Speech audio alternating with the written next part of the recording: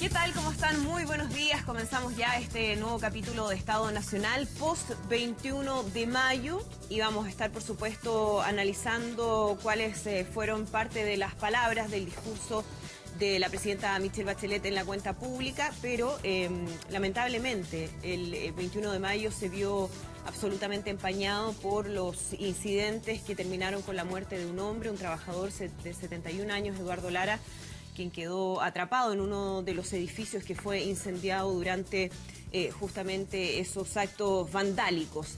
Vamos a comenzar a analizar esto de inmediato, tenemos hartas noticias más, así que abrimos de inmediato el panel, le damos la bienvenida a cada uno de nuestros panelistas. Muy buenos días. Antonio Horvat, ¿qué tal? Muchísimas gracias por acompañarnos. Gracias Gonzalo por la invitación. Miller, Francisco Vidal y Eduardo Zafirio. Partamos por el tema de lo ocurrido con este hombre de 71 años, lo decía Eduardo Lara, quien perdió la vida en medio de estos disturbios, incidentes absolutamente delictuales. Ya hay una serie de cuestionamientos respecto a si el 21 de mayo o la cuenta pública la presidenta Michelle Bachelet debiera realizarse en Valparaíso, si es que habría que cambiarlo de fecha. Vamos al tema de fondo de lo que está pasando en este tipo de situaciones. Eduardo o Francisco Vidal. No, yo creo que aquí estamos, no es nuevo en la historia, pero en presencia hace muchos años de grupos que no tienen ninguna disposición a una política racional y que expresan rabia. Lo hemos visto, mire, yo sacaba la cuenta. Yo creo que en Valparaíso esto se instaló por ahí a fines del gobierno de Frei Ruiz-Tagle. Por lo menos los 6 años que yo estuve con el presidente Lago en el Congreso ese día y los 2 o 3 con la presidenta Bachelet, era parte del paisaje. Lo que sucede es que la violencia se ha ido incrementando. Entonces, no queda otra que la autoridad resguarde con los instrumentos que tiene la autoridad, que no son solamente ex post, las querellas, seguridad interior, sino que ex ante. Mira, el tema... ¿Y están esos instrumentos? Porque ese es uno de los Por cuestionamientos que se ejemplo, hacen. yo me acuerdo como ministro de Interior, muchas veces uno no puede prohibir las marchas porque es un derecho ciudadano, pero sí las puede orientar, definir el camino, el trazado. Y en el caso de Valparaíso es lógico, ¿no? Hay 5 marchas que confluyen siempre a Pedro Mono. Bueno, es cosa de autorizar la marcha en otro lugar, más alejado del centro, por ejemplo. Pero el cambio de local... Además se nos olvida que el 21 de mayo, por ley, es la cuenta pública en la sede del Congreso. Entonces, no es un problema de trasladarlo, es como vendría el sofá en otro, en este caso, porque habría violencia también en Quilpué, en Curacaví o en Santiago. Pero creo que el problema de fondo que tenemos es cómo desde la sociedad democrática tú neutralizas, no solo persigues, sino que neutralizas y les quitas poder político y social a grupos que por definición no tienen ninguna decisión de hacer política. Ahí hay varios puntos. Quiero volver a lo de los llamados que se han hecho desde, por ejemplo, el alcalde Jorge Castro a cambiar el lugar donde se realiza esta cuenta pública. ¿Soluciona algo el tema? Porque también se entiende, ¿no?, la molestia de la gente de Valparaíso que tiene que ver esto permanentemente, una destrucción a patrimonio, a sus mismas propiedades. ¿A dónde debiera apuntar el foco en relación a esto? Antonio, Gonzalo. Yo creo que pensar la idea solamente de decir cambiemos el lugar o pensar la idea de decir cambiemos la fecha es un reconocimiento al fracaso absoluto que tenemos todos de enfrentar el tema de fondo. Si aquí tenemos que volver a la época que dices tú, si en el fondo este es un acto republicano donde nosotros no tendríamos por qué tolerar simplemente el hecho de que exista gente infiltrada dentro de estas marchas que tú puedes decir perfectamente son legítimas. Yo creo que nadie puede discutir que son legítimas. Pero bajo ningún punto de vista podemos pensar que el derecho a marchar o a expresarse tiene que estar por sobre otros derechos. O sea, yo creo que aquí tenemos que realmente poner un paralelidad a esta cuestión. Sí. Aquí no solamente estamos hablando de que el derecho a marchar hoy día está por sobre el derecho a la seguridad. El derecho a marchar hoy día está por sobre el derecho al trabajo, porque hay mucha gente que pierde la pega porque se le destroza todo tipo de cosas cuando se permiten estas marchas. Y lo más grave de todo es que hoy día el derecho a marchar casi se está poniendo por sobre el derecho a la vida. Si lo que sucedió es demasiado grave, nosotros no lo podemos dejar pasar, ni siquiera pensar. Y ojo, porque aquí no se trata de decir estos son simplemente grupos infiltrados. Acá hay marchas que se han comprobado en el día de hoy, esto no es cosa de colocarlo en contexto, en el día de hoy hay marchas que son mucho más multitudinarias que las que se hacen el 21 de mayo, que no tienen ningún grado de violencia. Claro. Por ejemplo, las que hace el móvil. Uno podrá estar de acuerdo o no estar de acuerdo con las marchas que hace el móvil, pero tienen decenas. Hay muchos ejemplos. Decenas de miles de personas expresándose sin ni un hecho de violencia. El caso de Chiloé, decenas de miles de personas sin ningún hecho de violencia. ¿Por qué tenemos que aguantar que una marcha, que además todos sabemos, si en la mitad de la marcha uno va mirando las imágenes, están los encapuchados, pero uno sabe que no van a marchar?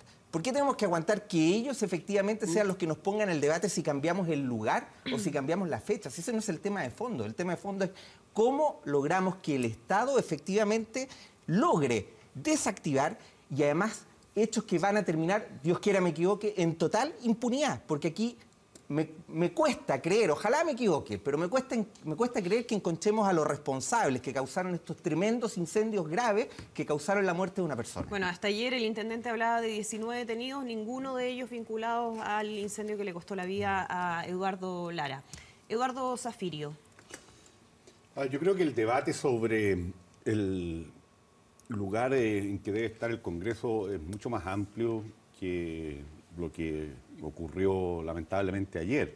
Y sería bueno tener ese debate, sin demagogia. Yo personalmente estimo que los paladines de la descentralización han hecho realmente una caricatura de lo que significa la distribución del poder a nivel territorial, defendiendo la presencia del Congreso en Valparaíso. Pero bueno, eso es una nota al pie de página para la pregunta que tú estás haciendo. Yo creo que la sociedad chilena tiene segmentos crecientemente agresivos hace bastante tiempo.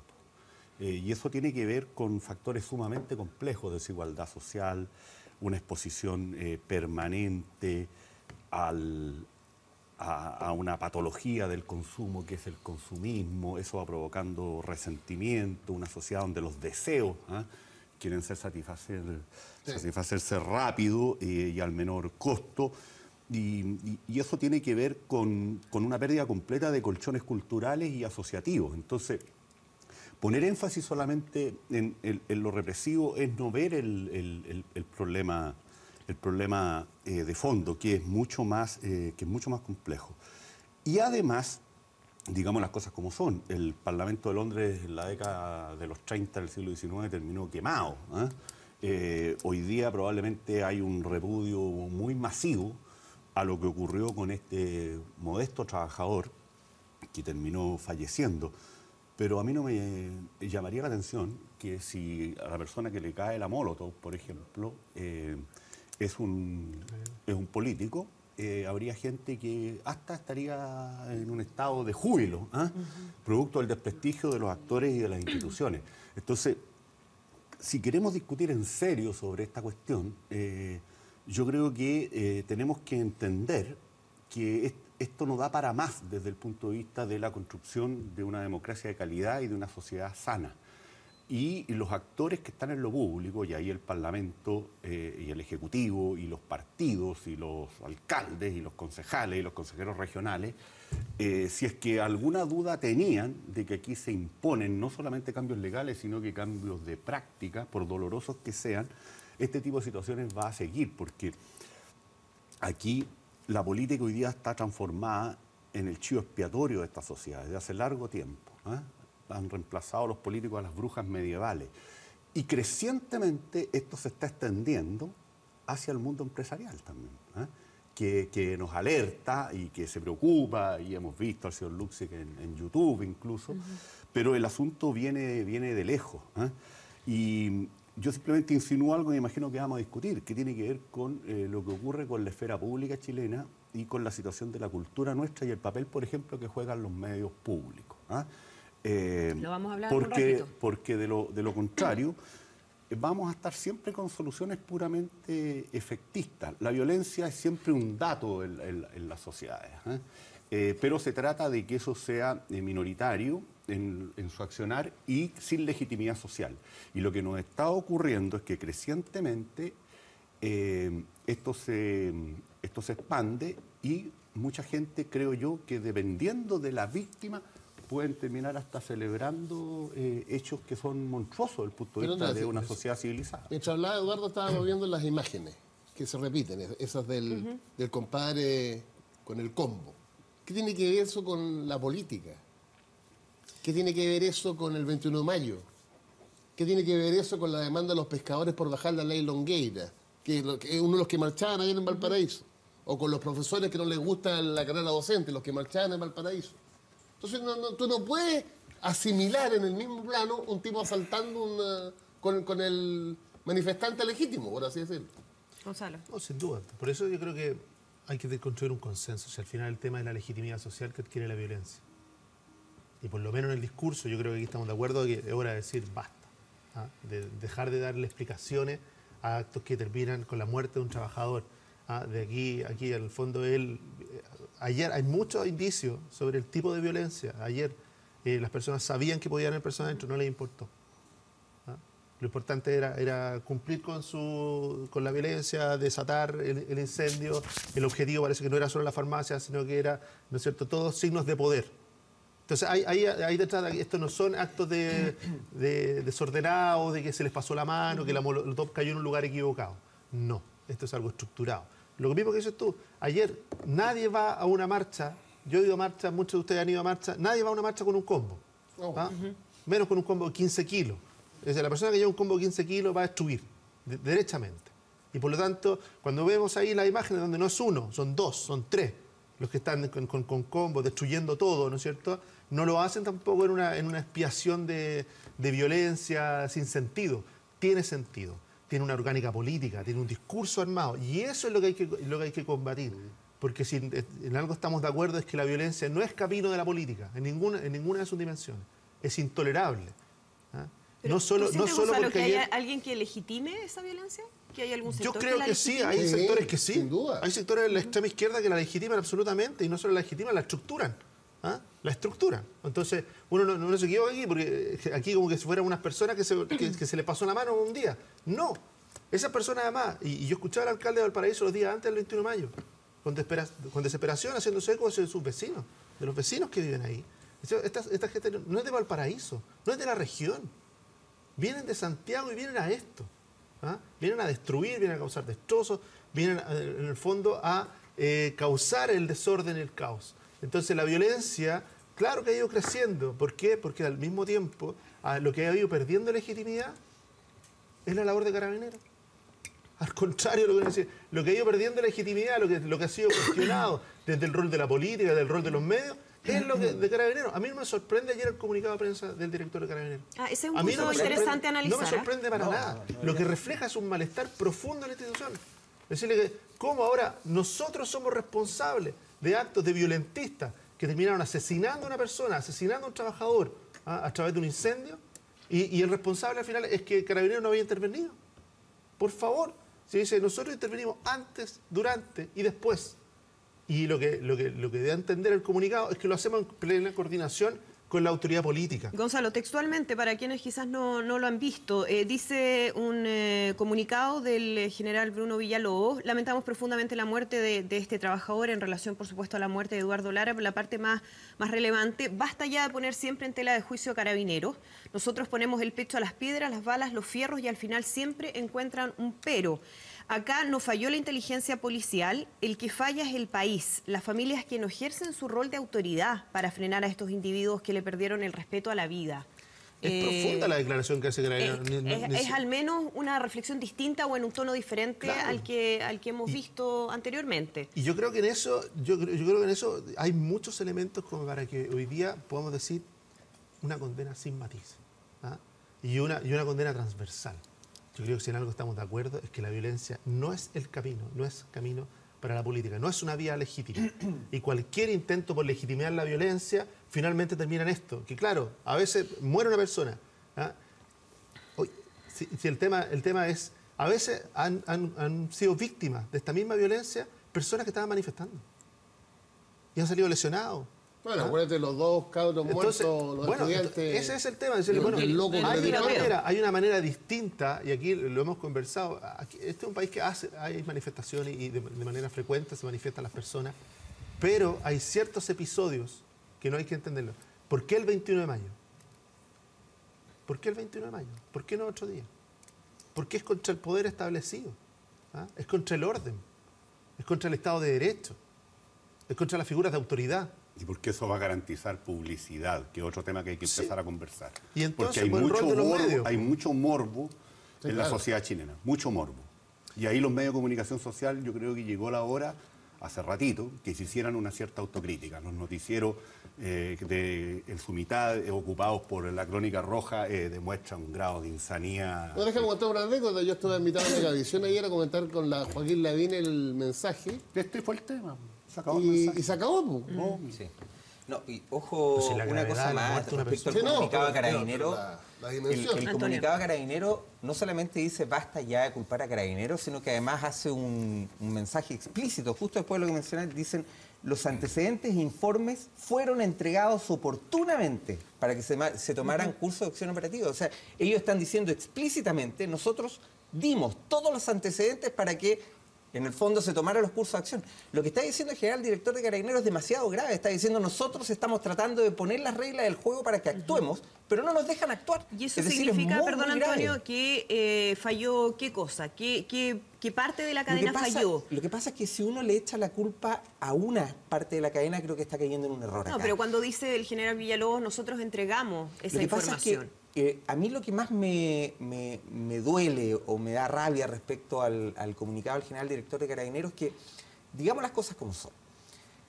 Si Carabineros actúa, hoy día pierde todo el piso político. Si hoy día, cuando uno conversa con un carabinero respecto a lo que pasó el 21 de mayo pasado, por ejemplo, que es un hecho absolutamente lamentable, para que nadie vaya a malentender, el caso Con de Rodrigo Avilés. Rodrigo Avilés. Un carabinero que un día uno va y conversa, me dice, oiga, si nosotros antes teníamos una preocupación, estamos hablando de 15 años atrás, el carabinero tenía la preocupación de que cuando sale de la casa en la mañana tenía que llegar con vida en la noche. Hoy día tenemos dos, me dicen. Tenemos que llegar con vida y además tenemos que llegar con pega. Es decir, los carabineros hoy día están absolutamente de manos atadas porque cada vez que actúan por acción o por omisión, terminan pagando el pato. Es decir, nosotros le hemos quitado como sociedad el piso político a Carabineros para que pueda actuar de frentón para poder desactivar este tipo de, yo no sé si llamarlos violentistas, delincuentes, pero son personas que realmente no quieren absolutamente nada respecto a ningún Estado de Derecho en este país. Bien, queríamos comenzar obviamente por la gravedad de lo ocurrido con este tema, pero vamos a analizar lo que fue la cuenta pública de la presidenta Michelle Bachelet. Hay acuerdo, al menos voces coincidentes en relación a que no hubo muchos anuncios, hubo escasez de anuncios, más bien una reiteración respecto a los que han sido los ejes del gobierno de la presidenta Michelle Bachelet. ¿Con qué sensación quedaron ustedes después de esta cuenta pública? Sí, contesto inmediatamente, pero un comentario. Yo no creo que aquí hayan sectores significativos que le estén quitando legitimidad al obrar de las policías. Eso no lo cuestiona nadie. Todo el mundo se da cuenta que una cosa es controlar el orden público bajo un régimen democrático y que eso no tiene nada que ver con lo que hizo, por ejemplo, el autoritarismo. De lo que se trata es de algo que las democracias consolidadas durante mucho tiempo han conseguido, aunque hoy día se ve un cierto retroceso, por el fenómeno del terrorismo islámico y los hechos de gravedad, que es compatibilizar el manejo del orden público con el respeto a los derechos humanos de las personas. Entonces, creo que ese tipo de afirmaciones no es conveniente dejarlas pasar.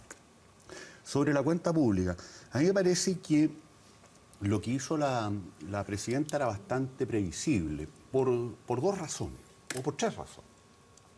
La primera es que las reformas matrices del programa de la nueva mayoría, y por ellas entiendo la reforma tributaria, la educacional, el cambio al sistema binominal como primer paso hacia el cambio político y ahora los cambios laborales que están también en curso, luego del fallo del Tribunal Constitucional, están en sus orientaciones generales y en su diseño, la obra gruesa, la llamada obra gruesa, implementados.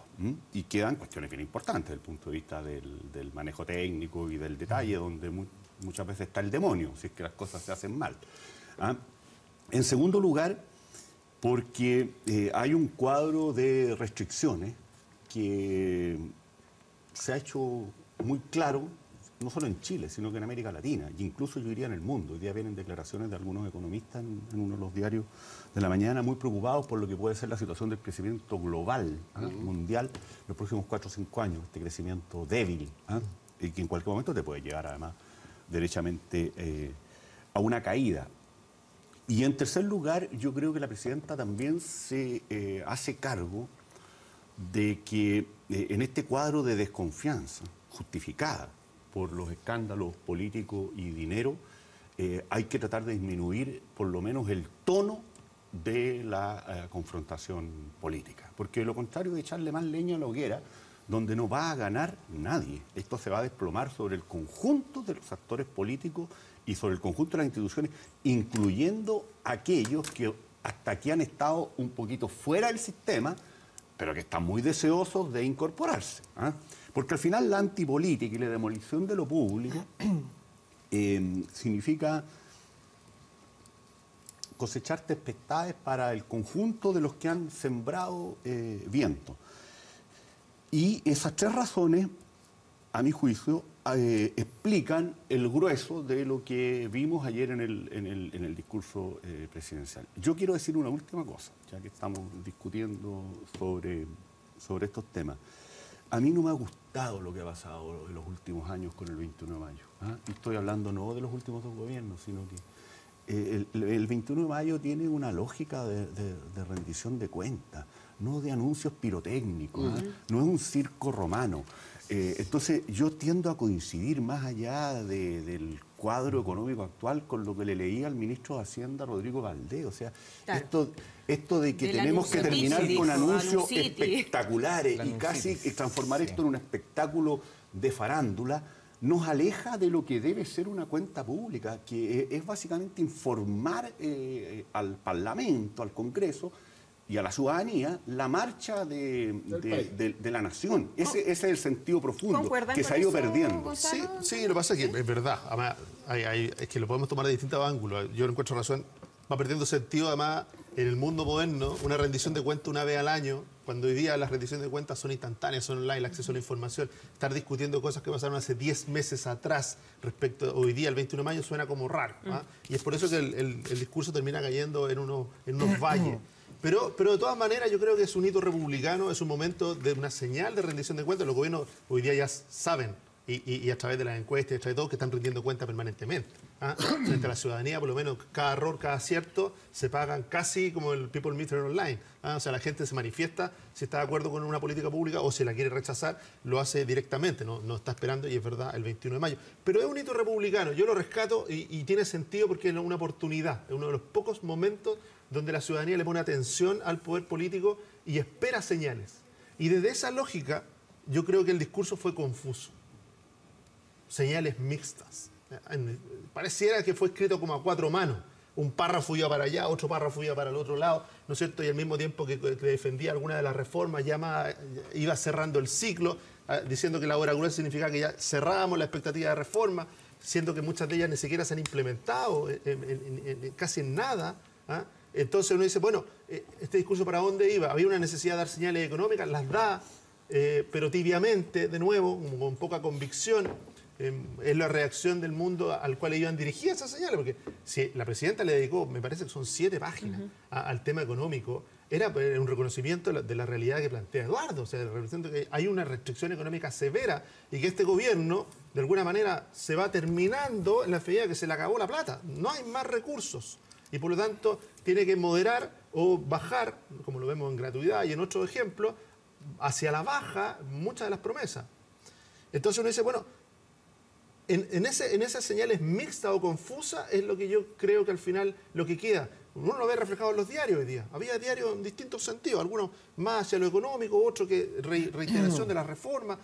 No, como que no quedó algo, un discurso, un relato que uno dijera, mira, la presidenta quiere esto. Un avance, un camino claro. Entonces, cuando se dice hay incertidumbre, las personas están nerviosas en general respecto de las decisiones que están tomando, no solo de inversión, estamos hablando de decisiones de corto plazo, es el consumo también el que de alguna manera se ha ido estancando, las decisiones individuales de las personas, de las familias, se han ido estancando. Entonces yo digo, bueno, ahí hay un poquito de decepción respecto de que yo me imagino en la izquierda, aquellos que esperaban un camino más amplio, ¿no es cierto?, en la lógica de refundación, deben estar un poquito decepcionados porque eso se matiza, se gradualiza todo. Hay cosas que ya derechamente no se van a hacer en este gobierno, Y por otro lado, aquellos que esperaban un cambio de giro, es decir, un cambio de rumbo, decir que una presidenta dijera, ¿sabe qué? Hoy día me voy a preocupar de las urgencias sociales con mayor fuerza y voy a dejar de lado un poco estas reformas tan estructurales que no están impactando en la calidad de vida directamente, también de alguna manera quedan decepcionados. Hay una frase, sí, que a mí no se me pasó y por eso cuando me dice, es raro porque contradice parte de lo que dice la primera parte, porque se notan manos distintas en el discurso, ¿ah? Como que esa tensión que se vivió entre los anuncios del ministro Burgos que decía, marcaba una línea, ¿no es cierto?, hacia dónde tenía que ir el discurso, y otro, dentro de la misma nueva mayoría, que hubieran preferido otra, la de las reformas o insistir en eso. Uno nota, hay una frase que para mí me quedó claro, porque es una frase que contradice casi la primera mitad del discurso, que es, sin crecimiento, la inclusión social es un espejismo. Y es una frase muy decidora, muy real, y sobre todo, de alguna manera, da una señal para un gobierno que está creciendo al 2%. Es decirle, de alguna manera, el límite de lo que queremos hacer, de las reformas que son necesarias, de las reformas bien hechas, termina siendo el crecimiento. Gonzalo, quería preguntarle justamente eso a Francisco Vidal. ¿Faltaron definiciones? Porque el tema económico era uno de los que se había esperado o había generado mayor expectación de parte de ciertos sectores, ¿no? Era un contexto, Andrea, porque desde el punto de vista político, a ver, primero fue más cuenta que anuncio, y en buena hora. Segundo, en general los gobiernos, si tú vayas a la historia de Chile en los últimos 30 años, por ejemplo, Frei Montalva, avanzó hasta el 67 y después consolidó. Y le generó grandes problemas, incluso la salida del Mapu. Después tuviste los 3 años del presidente Allende, para decirlo como consigna, el sector más rupturista avanzar sin transar, encabezado por Altamirano. Y el sector menos rupturista, más reformista, consolidar, encabezado por Lucho Corbalán y Bolo Díaz Deiter. Si yo traslado esos conceptos, la obra es una manera de decir, llegó a la fase de consolidar. Lo consolidado ya está. Y hay que consolidar, de los 5 proyectos educacionales hay 2 listos y 3 pendientes. Entre medio, Francisco, se te mete en temas nuevos, como fue el tema de la crisis El de la tema relación de política la de corrupción, dinero. de los partidos. Entonces yo creo que la opción de Bachelet, de la presidenta, fue esta: en el año y medio que me queda, voy a consolidar las reformas que son las más profundas desde el 90 a la fecha. ¿Cuál es mi problema con mi gobierno? Que en lo que queda, e incluso en la gestión de lo pendiente, no estamos unidos. Ahora, que no esté unida la nueva mayoría es parte de la vida, una cosa enorme. ¿Y eso se reflejó en el Y yo creo que la discurso? presidenta tiene que tomar decisiones. Yo creo que tenemos profundas divisiones al interior del gobierno. Y creo que hay tantos ejemplos, el tema, ¿qué vamos a hacer en la cosa laboral? ¿Veto o no veto? Corta, y tú Agenda aprecias corta. no solamente la conversación, sino que lo que le queda a la opinión pública es que hay posiciones distintas. Pero Te voy a poner un ejemplo la concreto. presidenta no se definió en ese No, tema. te quiero decir por eso que la presidenta es imprescindible que...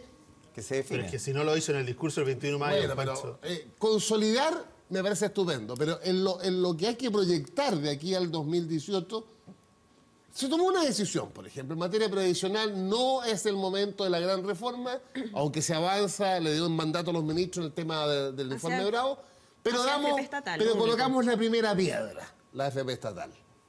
Que ya 2 años ese proyecto. No hay más. Pero yo creo que hay gente en el gobierno que no le gusta la AFP estatal. Así que no le gustaba Velasco y a mí me encantaba en el gobierno anterior. Pero por último nos quedamos callados. Pero el problema, en mi opinión, y que eso genera debilidad en la coalición, desordena la coalición si tú ves al gobierno que es el ancla, que es la proa, en diferencia. El caso más emblemático es el... No estoy hablando de diferencias de la nueva mayoría que son parte de la vida. Lo que no puede ocurrir es diferencia sustantiva al interior del gobierno. Tú ves esa confusión. O sea, lo vi en la reforma laboral. Y en el discurso... Y lo estoy viendo ahora con el veto. Y son distintas lógicas, completamente distintas. Y ahí, mi experiencia con la presidenta Bachelet y el presidente Lago es que golpea la mesa y el que no le gusta se va. Yo no me fui. Aguanté calladito. ¿Quién se tendría que ir en este gobierno? No, eso no se lo dejo a mi presidenta. Pero yo no me fui. Yo perdí con Velasco.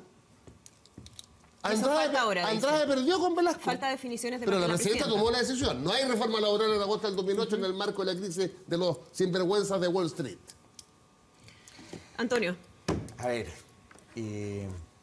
tengo coincidencia con lo que dice Eduardo, de que es un poco lo que dice también el ministro Valdés, de que esta cuenta pública no se tiene que transformar en una especie de enfermedad de anuncitis. Estoy plenamente de acuerdo. Sin embargo, eso no quita que no haya que hacerse cargo de la situación del país, porque de repente, no de repente, sino que el presidente, en este caso la presidenta, tiene la responsabilidad y el deber ante una situación compleja de, en una instancia como esta, mostrar para dónde va el timón.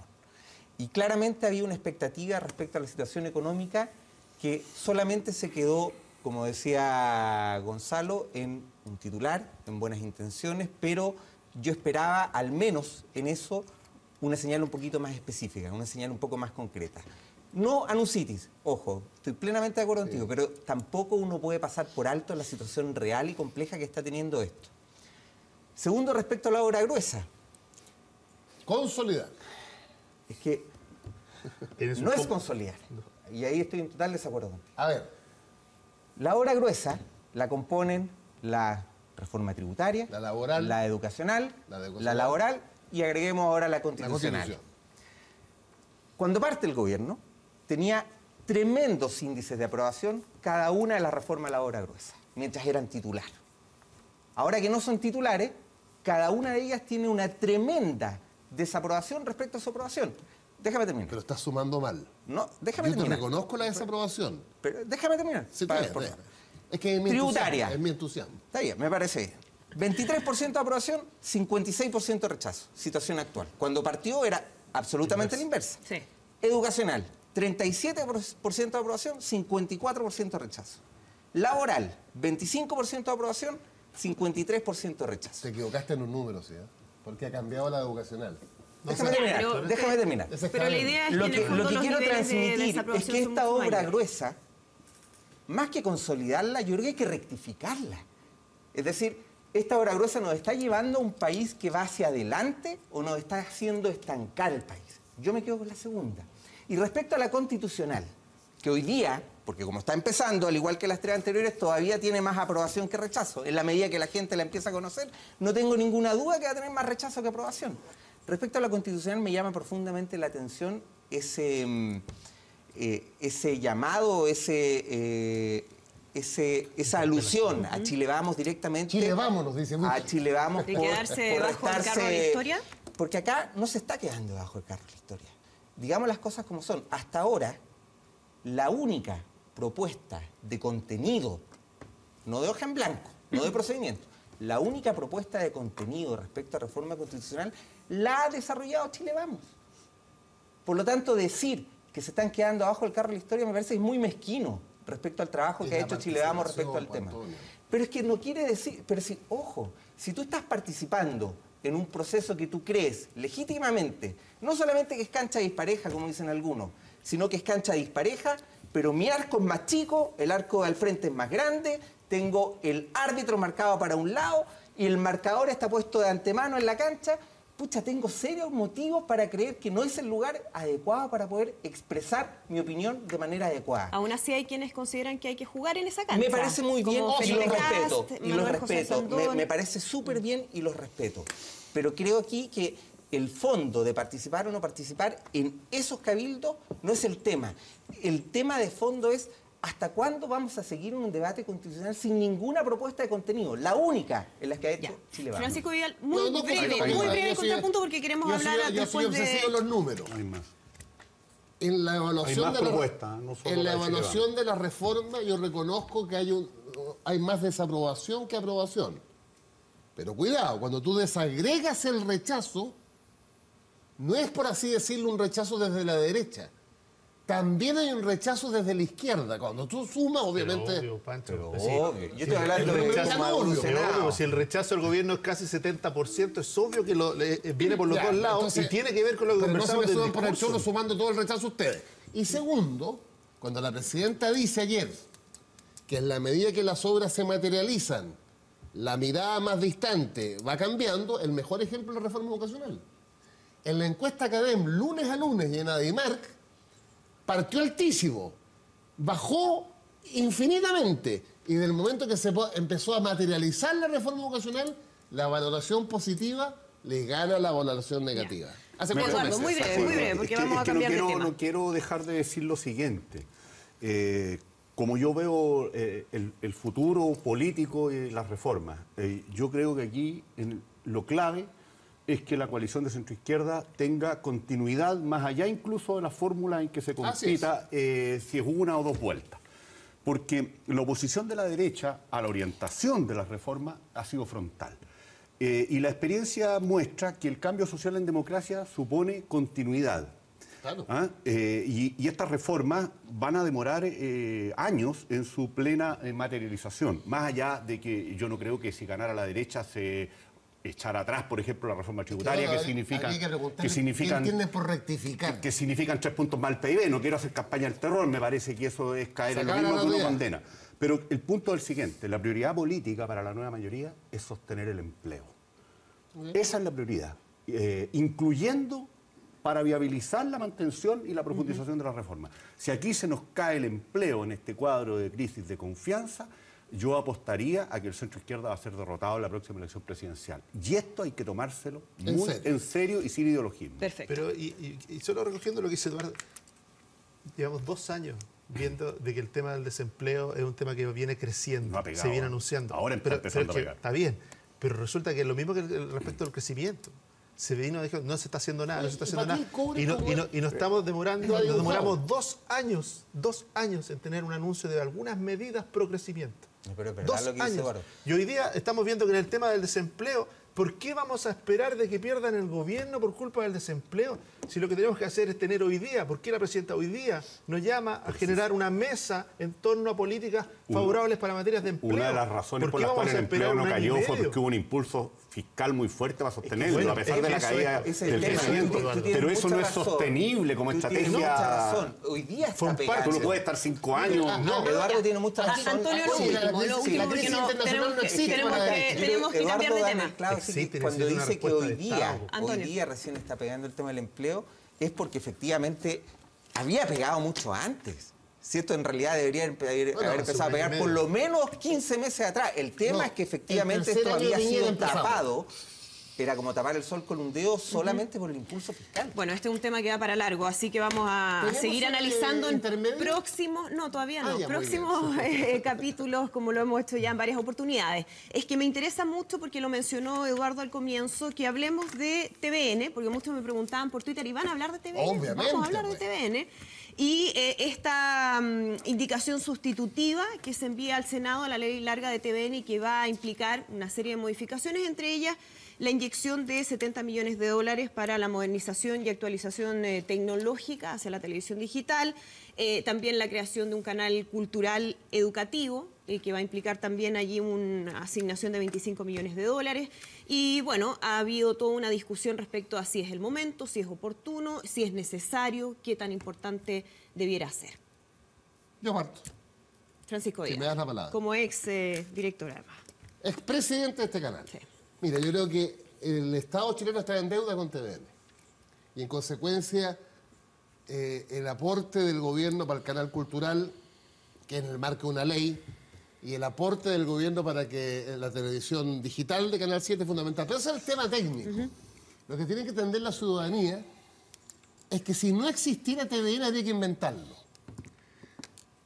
Quizás los números vayan bajando, pero hasta 5, 6, 7 años atrás, cuando yo estaba en este canal, nunca me olvidaré, el 80-85% de los chilenos se informaba y se formaba la opinión de lo que pasa en el mundo y en Chile en los canales de televisión abierta, que los 4 más importantes son los que sabemos. Mira el impacto que tiene eso en la ciudadanía. Eso ha ido bajando por el...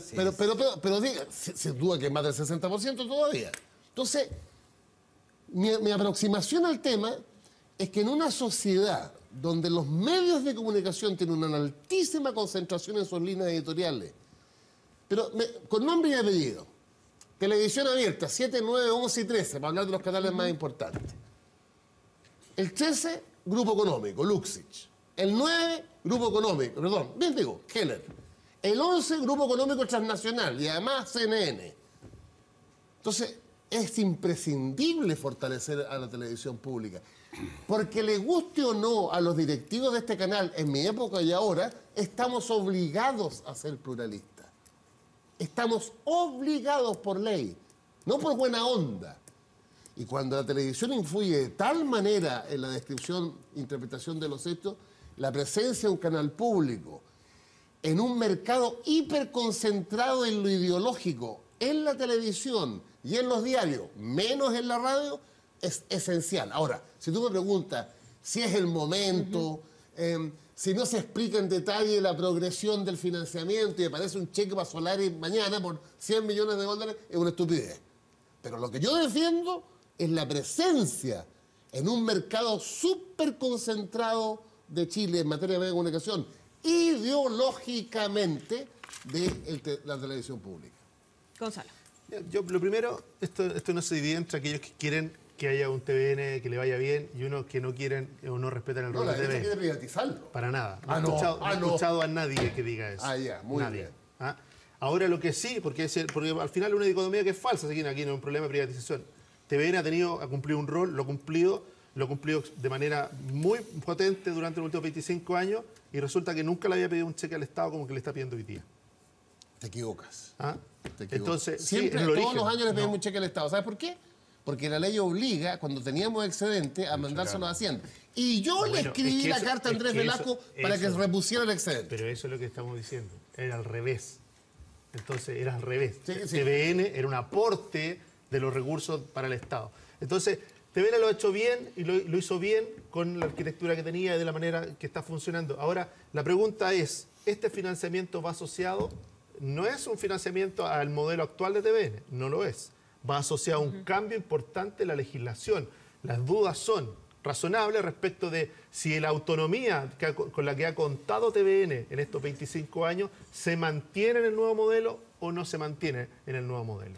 ¿Y debiera haber dudas de eso? Y en eso, Porque en eso se sitúa el debate. O sea, La es decir, ampliación del es directorio. que, bueno, la ampliación, no solo la ampliación del directorio, pero sí, obviamente, desde el gobierno corporativo hacia abajo. ¿Ah? Recordemos de que el momento porque además, ¿en qué momento ocurre esta operación? ¿Ah? La ley larga de TVN está paralizada hace años. Yo la mandé en el 2008. Años. Mira, 8 está años. cumpliendo 8 años Yo era paralizada. ministro de Bachelet. Y obviamente, discutida el 2008, en el momento en que TVN tenía un gran momento televisivo, ¿ah? Con grande audiencia, Ojalá hubiera sido que sea. muy distinto a la posición en la que está hoy día. Entonces, decirle, bueno, ¿tiene que ver los recursos con el momento de TVN? Yo creo que no. No tiene que ver. No tiene que ver la falta de recursos, que no ha contado con un apoyo, salvo que alguien me dijera, ¿sabe qué? El TVN como lo conocimos hasta ahora se acabó. Ahora vamos a una televisión pública, 100% pública, y que va a cumplir un rol 100% Lo tiene público. en la ley, Gonzalo. Tranquilo. Pero tiene al mismo tiempo la obligación de competir con el resto, y por lo mismo cuando uno mira la programación, es un canal que compite con un rol público, pero compite con el resto. Bueno, ese es el absurdo. Cuando pasamos a una manera de financiarlo que es directamente estatal, obviamente que uno no entendería, ¿no es cierto?, que se mantuviera la misma ahora, programación, perdón, el mismo Gonzalo, estilo, el mismo espíritu. solo para aclarar, es una capitalización única, no es una subvención Pero permanente. ¿sabes? Lo que pasa es que Por lo no, menos eso es lo pero que sí, establece sí, el proyecto. Los montos, ¿qué significan en la práctica? Y toda la Son industria está en eso. 75 millones de dólares. Es una cantidad. Y en eso yo estoy, quiero estar de acuerdo con Pancho. A ver. Quiero estar de acuerdo con Pancho. Obviamente que el tiempo no es el mejor por la situación de TVN. A mí me hubiera gustado que el canal hubiera reflotado, hubiera vuelto a tener la audiencia, hubiera tenido una mucho mejor posición, hubieran existido mucho menos dudas respecto de esta conversación. Pero se produce ahora, decisión de la presidenta. Lo que sí estamos de acuerdo en que ¿cómo le damos a TVN el espacio para el rol público? ¿De qué es el punto? Ya. ¿Cómo se lo damos? Eso es una discusión que no debiera estar asociada Es el punto necesariamente central. a esto. Eduardo. A ver, yo parto señalando lo siguiente, y no que es una definición que yo tengo hace bastante tiempo. Yo creo que lo que justifica la presencia de empresas, por ejemplo, o medios de comunicación en manos del Estado es que hagan una diferencia con lo que realizan los privados. De lo contrario, yo prefiero privatizarla. Derechamente. O sea, para hacer lo mismo, mejor vamos derechamente a que todo se mercantilice. Esto es lo que pienso, por ejemplo, respecto al papel del Banco Estado. ¿Ah? O sea, si el Banco Estado va a hacer lo mismo que hace el Banco Chile o el Banco Santander y no va a cumplir ninguna función de promoción productiva, de apoyo social. ¿Y resiste el Banco Estado ese test? Bueno, es que ahí es donde entramos al tema de fondo. No, estimados panelistas y televidentes, no todo es plata en la vida. No todo es plata en la vida. Las obras de la cultura son intangibles que tienen implicancias sumamente concretas. ¿Por qué existe este programa aquí y no en ninguno de los otros 3 canales de la televisión abierta? Porque a ese mundo no le interesa que se discutan los temas públicos ni fomentar el civismo, así de claro. Porque cuando uno maneja la chequera, lo que no quiere son instituciones democráticas y republicanas sólidas, hasta que se te vuelve en contra, como está ocurriendo hoy día. En el caso de Televisión Nacional, yo soy partidario, más allá de que podemos concordar en que la gradualidad del financiamiento, en un momento en que toda la industria está capitalizando, ojo, esto lo están haciendo también los canales privados, porque hay un problema en la industria de segmentación de público. No es un problema de Televisión Nacional solamente, es un problema de la televisión abierta en general por razones que son bastante obvias desde el punto de vista del cambio tecnológico, etcétera. Entonces, eso lo podemos discutir. Pero lo que yo quisiera es que entráramos a un debate mucho más de fondo, que no tiene que ver con el pluralismo del canal, porque eso a mí me parece obvio, que hay que mantenerlo, que hay que conseguir. Pero ¿qué va a hacer Televisión Nacional? Miren, en este debate constitucional hay algo que está pasando, como dicen mis alumnos, piola. Hace 8 o 9 meses aquí hubo un reconocimiento explícito del conjunto de los actores de la bancarrota cívica y cultural de este país. Cuando dijimos hay que hacer educación cívica en 6 meses, ¿alguien cree que 40 años de cretinización se superan en 6 meses? Ese es un reconocimiento de que estamos en el suelo desde el punto de vista cívico. Y quiero vincular los temas. Se lo dije a Patricia Mate hace 12 o 14 años a propósito de un debate en la Comisión de Educación de la Cámara. ¿Cómo vamos a discutir en serio sobre calidad de la educación sin preocuparnos de lo que pasa con la televisión, que hoy día es el mecanismo principal de socialización de los jóvenes, mucho más que la familia, mucho más que los grupos de pares, a nivel político, mucho más que los sindicatos y que los partidos? Hoy día la gente se socializa, a veces desde edades bien tempranas, por lo que pasa en la televisión. Entonces, llegó la hora de abordar este debate. Si esto significa plata en términos razonables, yo creo que es algo que hay que hacer. Porque un país de cretinos tampoco va a producir ni consumir como te lo venden hoy día los apologistas del desarrollo material, y que siempre tienen una excusa para que estas cosas no se hagan. Quiero poner un solo ejemplo. Miren, la demagogia en este cuento es súper vieja. Siempre hay necesidades sociales, urgentes, y más en un país pobre como Chile. En el ibañismo algunos planteaban que para pagar la deuda externa había que venderle Isla Pascua. ¿Les parece eso razonable, o la expresión del populismo más vulgar y de la mentira y de la falta de consistencia a la hora de discutir de temas públicos? Antonio Jorba. A ver, tengo una coincidencia grande con lo que dice Eduardo. Es decir, la razón... coincidencia de la mañana renovación de la muy democracia cristiana. No creas. No es malo eso. No creas. Hemos tenido bastante diferencia, sobre todo respecto al 21 de mayo. Ya te avisaron que pueden ir a primera vuelta. Ya te lo avisaron ya. No, la coincidencia es efectivamente... TVN no tiene por qué cumplir el mismo rol que el resto de los canales. Obvio. Me parece que en eso estamos absolutamente de acuerdo. Si no, obviamente no tendría ninguna razón de ser para no ser un canal privado. Estamos de acuerdo en eso. El tema es que cuando tú colocas un financiamiento de ese orden, y aquí no estoy siendo ni populista ni tratando de empatizar con la galería, cuando tú colocas un cheque de 70 millones de dólares, tienes que tener un proyecto atrás que realmente lo respalde. Entonces, el tema de fondo acá es que se hace un anuncio de esta envergadura de 70 millones de dólares y realmente se dice el titular, mira, es respecto a los cambios tecnológicos, pero en realidad aquí creo yo, porque tú dices algo que es muy cierto, se están capitalizando en el resto de los canales. Bueno, si acá lo que se quiere hacer es capitalizar como lo está haciendo el resto de los canales, digamos las cosas como son. No es así. Porque acá no se está diciendo puede ser eso. así. Entonces, acá se le está colocando un cheque en blanco cuando no hay ningún proyecto atrás real, serio, que lo estemos conociendo, que lo respalde. Y más aún, como dice Gonzalo, en una etapa donde estamos viviendo un cambio realmente importante. Tú decías, y con justa razón, en la época en que yo estaba a cargo, nosotros le entregábamos el cheque a Hacienda y nosotros no le pedíamos el cheque a Hacienda de vuelta. Bueno, eso en parte es o por un problema de gestión que hay acá, o por un cambio. Es que ese es el tema. Ese es el tema. Si nosotros vamos a hacer un cheque por 70 millones de dólares, no estamos hablando de poca plata, necesitamos algo que respalde y además que oriente, porque esto no es un cambio que le está pasando a TVN, si el problema de los canales que dejaron de ser es la industria, porque hoy día el acceso a la información y al debate no está presente. O sea, todos hoy día pueden crear un canal de televisión, todos hoy día existen distintas redes, ya se está mezclando el diario con la televisión, la radio, están todos en internet. Por lo tanto, el tema de fondo es ¿cuál es el proyecto que respalda estos 70 millones de dólares? Yo creo que ahí hay un grado de responsabilidad al no tenerlo. Ese es el debate. Pero decía una cosa, el drama de este canal está en su origen en el 92, no antes. Que por un acuerdo político se determinó que por ley tiene una misión distinta a los otros canales. Pero su financiamiento es igual a los otros. Imposible.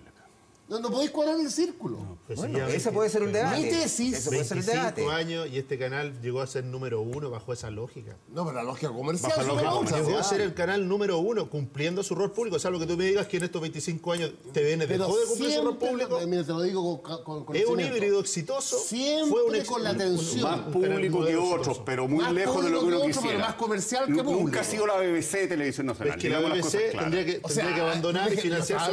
Yo estaba hablando más comercial que público, pero tiene que ver con el origen, porque se quiso cuadrar el círculo que es imposible. Entonces, mi tesis es que es posible.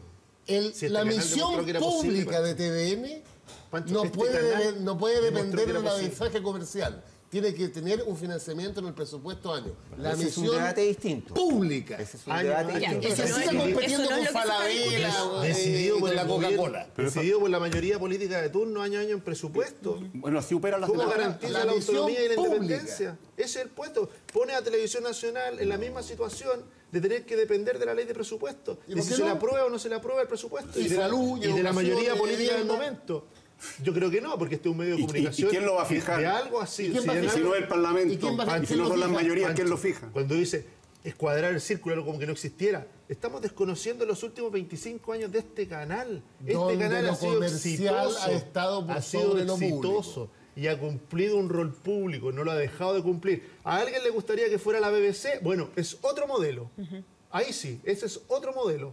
Se acabó, pero entonces, por favor, para ser en la BBC, las teleseries brasileñas, ni los misceláneos, no tienen nada que ver, no tienen espacio. Entonces, Gonzalo, uno tiene que definir tú eres más joven, Gonzalo, tú eres más quieres. joven que yo. Yo te quiero decir que yo llegué a la lectura de Dostoyevsky gracias a este canal. El año 71, este canal transmitió Crimen y Castigo. Esas eran las teleseries, entre comillas, que tenía Televisión Nacional en el año 71. Y al ver esa teleserie, llegué a la lectura de Crimen y Castigo y después a Dostoyevsky prácticamente íntegro. Entonces, esto se hizo en otros cuadros, de otra manera. Hoy día este es un país que no lee, es un país donde están diciendo que hay que enseñarle a la gente rudimentos de educación cívica en 6 meses. Sí, yo estoy de acuerdo Estamos con eso. desplomados, Estamos de acuerdo con cívicamente. el rol público, en eso yo creo que no hay diferencia. El tema es de que este canal había sido un híbrido exitoso. Y aquí es lo que yo rescato de lo que dice Antonio, que es un punto fuerte, decirle, ¿dónde está el proyecto que justifica que esto va a ser distinto? ¿Dónde va a estar la nueva administración? ¿Me permite sincerar el debate? distinto? Este programa, donde estamos sentados, nació cuando yo era presidente de este canal. Porque parecía insólito que el canal público tuviera un programa de debate, más allá de las personas que los pueden echar ahora. Sin embargo, tuvo un debate, pues, con el director ejecutivo, por el horario, ¿Con quién? con Daniel Fernández, pues. Si no quería colocar a las 7 de la mañana. Bueno, estuvimos cerca. Porque no había mensaje comercial. En algún momento ¿Cómo iban a grabar? Ya, Porque menos- no sé quién menos llegaba. mal que no fue así. ¿Quién llegaba aquí a las 7 7 de la Pero mañana. te fijas la lógica. Está bien, pero si uno mira Este TVN, programa debe haber estado el notario Prime los domingos a las 10 de la noche compitiendo Está con bien, Tolerancia pero Cero. uno tiene que mirar- Ese es lo público. Que ya no Maestro, existe. Miremos un poquito más allá del ombligo. Porque el cariño que le tenemos todo a este programa lo vamos a compartir todos. Yo 7 años acá le doy un cariño enorme a TVN y a este programa. Pero Que se exprese ese cariño, el rol entonces. público, Demuéstrelo.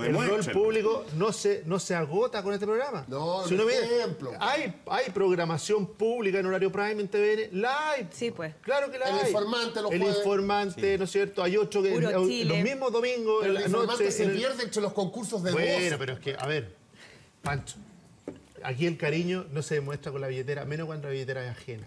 En el uso de los recursos de todos los sé, chilenos, no, Lo que no está en el presupuesto, tenemos que en lo ser público, lo que no rigurosos. está en el presupuesto no Entonces, existe. la existe. mínima, Este es el la canal mínima de todos los exigencia. chilenos que Donde tiene se que pone ser la financiado. boca hay que mínima- poner la plata. La mínima Así es. exigencia, un proyecto sólido que justifique La la, derecha inversión. quiere bloquear a Televisión Nacional Nos porque vamos tiene los a- otros canales a sus manos. No, Vamos a ir cerrando me parece la discusión. irresponsable. Hay mucho todavía por conversar, pero tenemos que ir a la pausa porque ya está nuestro invitado ahí esperando para integrarse al panel de esta hora. Vamos a fumar.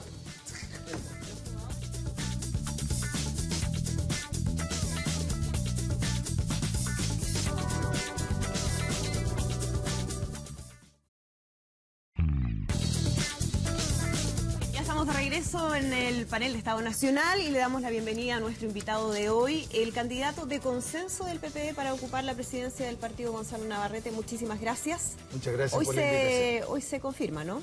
Sí, estamos en un proceso electoral que está siendo supervisado por el CERVEL, que hasta ahora ha estado en instalación sin problema, en que se está votando en todos lados. Y en que términos de estamos- participación entiendo que había algo de preocupación allí respecto a la cantidad de militantes que iban a participar del proceso. Claro, porque el nivel de conflictividad que tenemos hoy día, efectivamente hay probabilidad de que vote un poco menos de gente, pero yo no creo que demasiado. Normalmente estimación? votan entre 10 y 12 mil, yo creo que vamos a llegar entre 8 y 9 mil personas, que es una cantidad relativamente importante. Al recorrer la región uno ve en el partido preocupación por los temas que están ocurriendo, pero también voluntad de transformación. Yo creo que el periodo que viene es un periodo de mucha transformación en el PPD, de retomar esta situación original en que el PPD es un partido que asume transformaciones, asume momentos complejos, nace en un momento en el cual había que recuperar la dictadura y por recuperar, digamos, la democracia en un ambiente de dictadura. Y hoy día la crisis de la democracia en general a nosotros nos tiene que convocar en una mirada un poquito más de futuro, distinta de lo que tenemos hoy día. Gonzalo, vamos a uno de los temas que ha sido el que ha problemado al PPD en los últimos días, que tiene que ver con la información que ha vinculado al partido con SQM, entrega de dineros de parte de SQM Salar a través de una fundación Chile Ambiente, y que ha involucrado o ha al menos golpeado la figura de la alcaldesa de Santiago, Carolina Toá, quien era vista como la candidata segura a las elecciones municipales que se van a realizar el próximo mes de octubre. Ella hace algunos días dijo que asumía la responsabilidad política, aunque no tenía ningún tipo de relación respecto a lo que había sido el financiamiento del partido en esos días, pero que ella asumía la responsabilidad política al respecto. Vamos a revisar una nota y vamos a seguir conversando.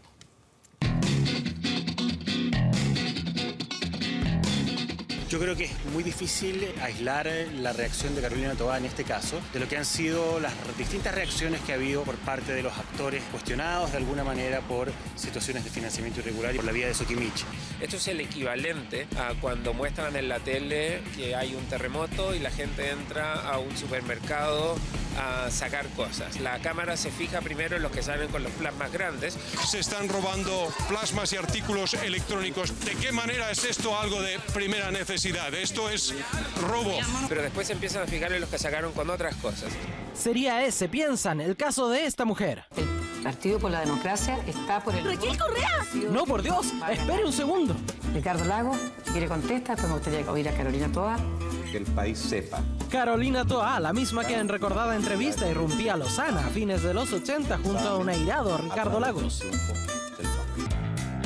y que hoy irrumpe entreverada en polémica por dineros de SQM al PPD. Cuando empezaron a aparecer estas cosas, la mayoría de los que están involucrados ahora debieron haber dicho, oye, nuestro partido también recibió plata, y habrían pasado piola, pero como se quedaron callados, parecían que se estaban escondiendo.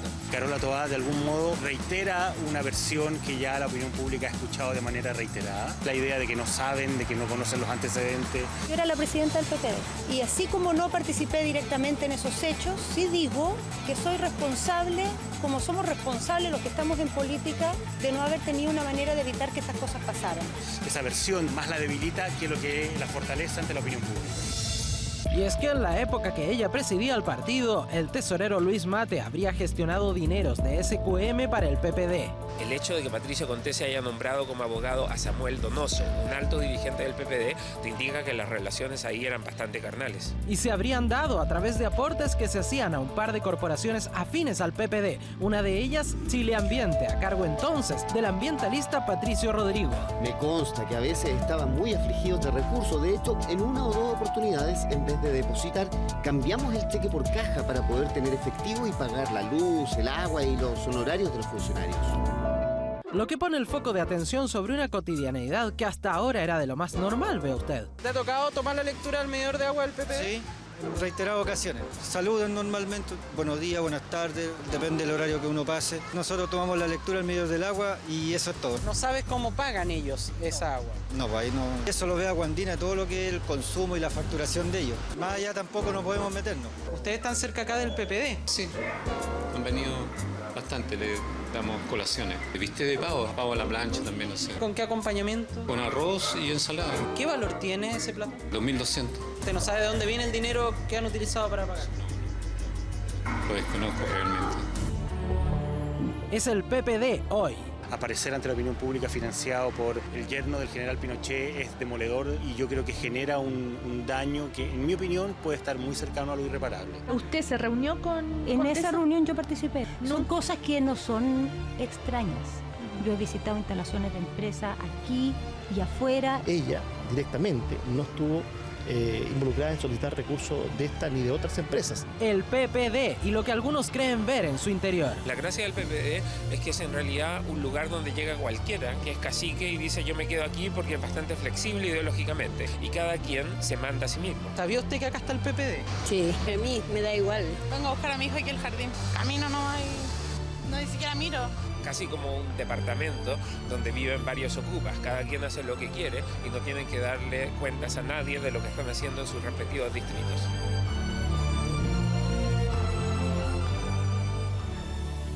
De lo que ha sucedido durante los últimos días en relación al PPD, decía Max Colodro aparecer ante la opinión pública como un partido que recibía financiamiento de parte del yerno de Pinochet puede tener un daño demoledor para el partido. ¿Usted comparte eso, Gonzalo? Mira, lo primero que uno recoge de todo el mundo de la militancia es que esta relación en que el PPD haya recibido recursos de SQM, independientemente de su legalidad, a nadie en el PPD lo pone contento. Creo que es un tema que traspasa el límite ético y que el hecho que el Tribunal Supremo haya acordado iniciar una línea investigativa con respecto a este tema, independientemente de lo que haga la justicia, de lo que haga el Ministerio Público, nosotros al interior del PPD tenemos que delimitar responsabilidades en torno a quienes efectivamente acordaron, autorizaron o gestionaron una relación con SQM. Una cosa es que en ese minuto las formas de financiamiento permitían que el CERVEL recibiera formalmente recursos como por ejemplo lo hace una eléctrica, en que hay un papel formal que dice, ok, esa era la manera de financiar y que afortunadamente se acaba. Y otra cosa es que hayamos recibido recursos de SQM. Para nosotros eso no tiene justificación. ¿Es distinto desde el punto de vista de la ética haber recibido recursos de SQM a de otra empresa, de la misma manera, con el mismo financiamiento? Por la carga que implica. Por la connotación pública, por la connotación de lo que fue la manera o en que SQM se hace cargo, Ponce Lerú, de una empresa de esta envergadura, yo creo que todos estamos de acuerdo en que eso no debiera haber ocurrido.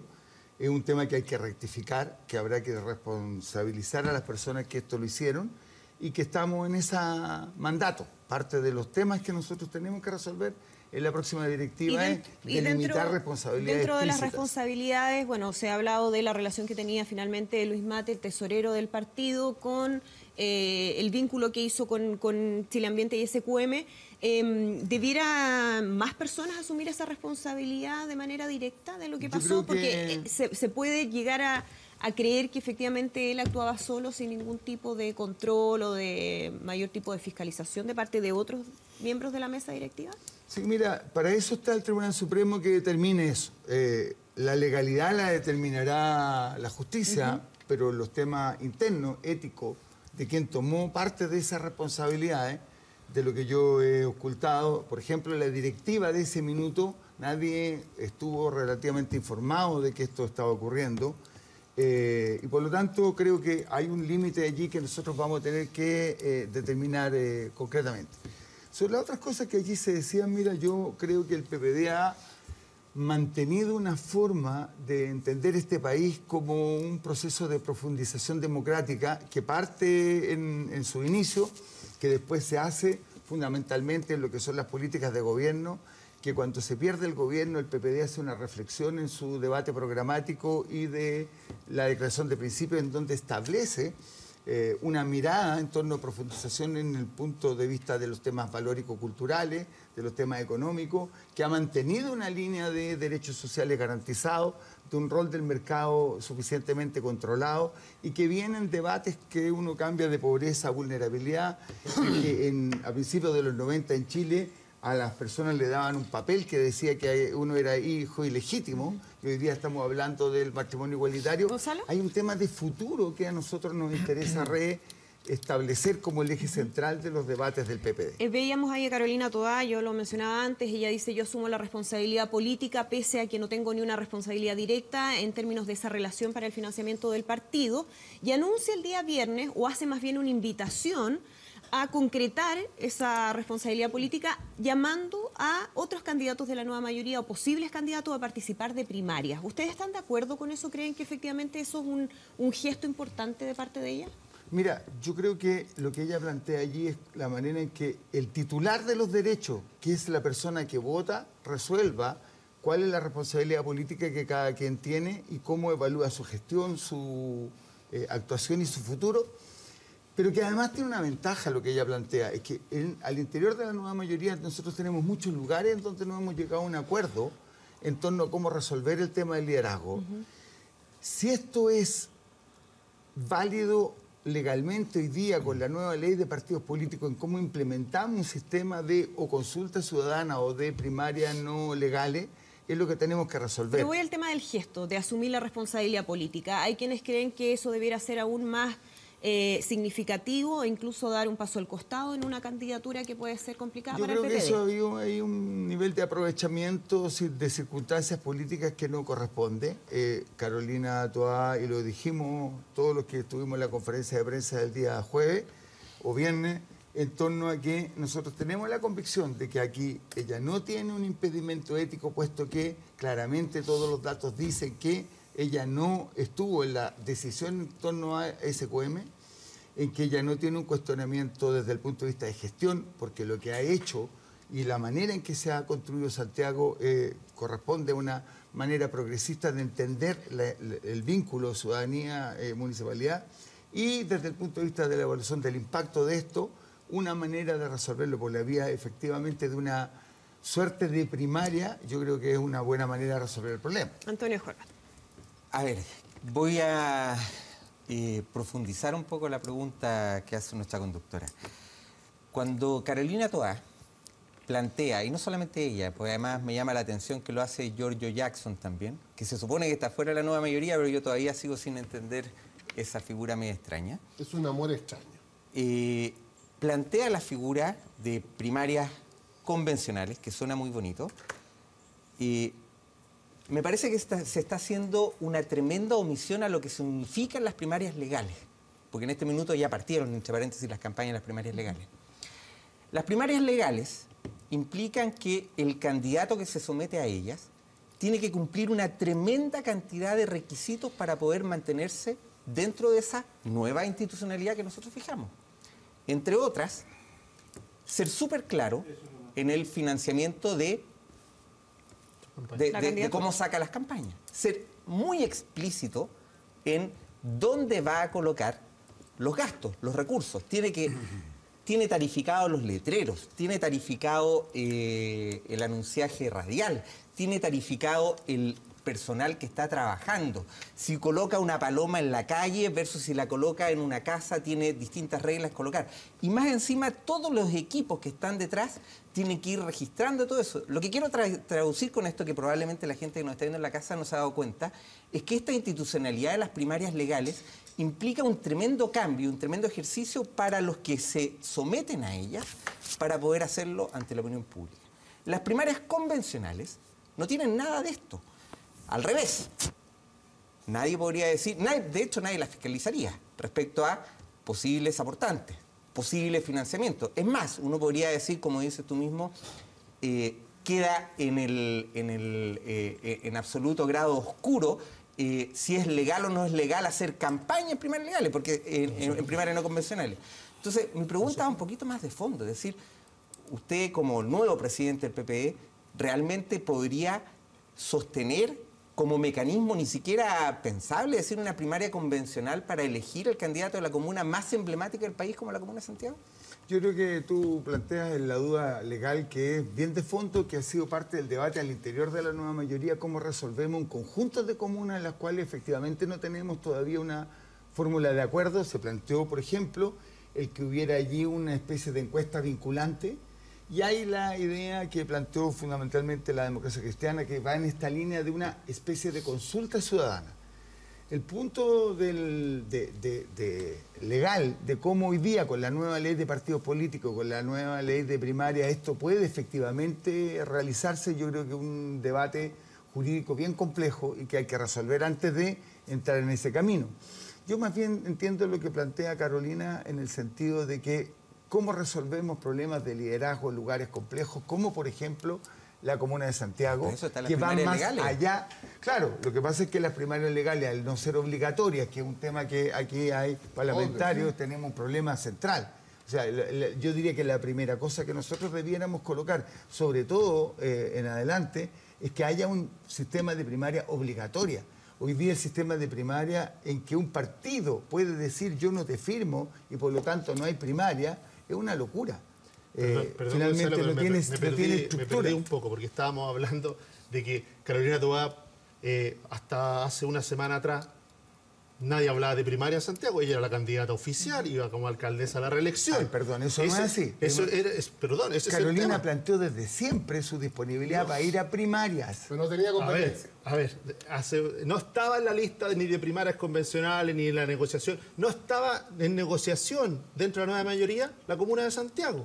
No estaba en la negociación. Estuvo. Entonces, espérate, es que si no vamos a terminar hablando de las primarias. Y el tema no son las primarias. Si hay primarias legales, como hay primarias legales financiadas por el Estado, es razonable que las primarias convencionales aparecen desmedradas, pero ese no es el tema.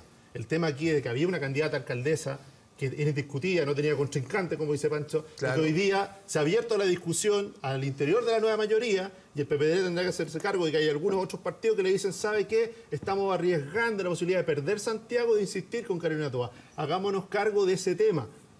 Giorgio Jackson, que si bien no es parte de la nueva mayoría, lo dijo fuerte y claro, es el diputado de Santiago Centro, hizo campaña con Carolina Toá, o sea, no es alguien ajeno a la gestión municipal ni a la figura de Carolina Toá, y ha dicho, insistimos con Carolina Toá, vamos a perder la comuna. Yo creo que ese es el marco en el cual estamos discutiendo. Entonces hagámonos cargo de eso primero, y si quiere después, si tenemos tiempo, hablamos de las primarias en todo el país.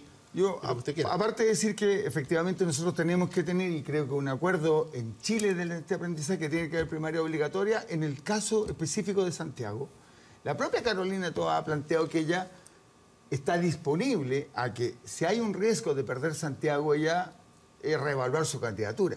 El tema es cómo se hace eso. Hay dos mecanismos para poder hacer eso. Uno es que en un momento de aquí a un par de semanas uno pueda colocar en juego una primaria tipo consulta o hacer una encuesta vinculante.